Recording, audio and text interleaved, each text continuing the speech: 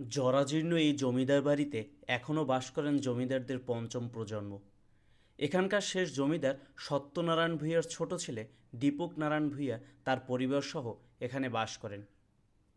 পটুয়াখালীর গলাচিপা উপজেলার ডাকুয়া ইউনিয়নের আটখালী গ্রাম। আটখালী স্কুলের ঠিক পিছন দিকে দাঁড়িয়ে আছে 225 বছরের পুরাতন এক জমিদার বাড়ি। আমি এখন দাঁড়িয়ে আছি সেই জমিদার বাড়ির সামনে।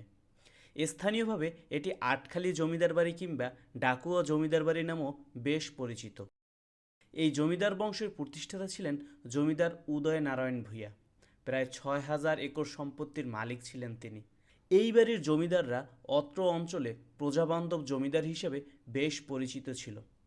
এই জমিদার বংশের শেষ জমিদার সত্যনারায়ণ ভূঁইয়ার 3 ছেলে ছিল: দিলীপ নারায়ণ ভূঁইয়া, দীপক নারায়ণ ভূঁইয়া এবং লক্ষ্মী নারায়ণ ভূঁইয়া। এদের মধ্যে দীপক নারায়ণ ভূঁইয়া এখনও এই বাড়িতে থাকেন, যদিও বাড়িটার অবস্থা খুবই করুণ।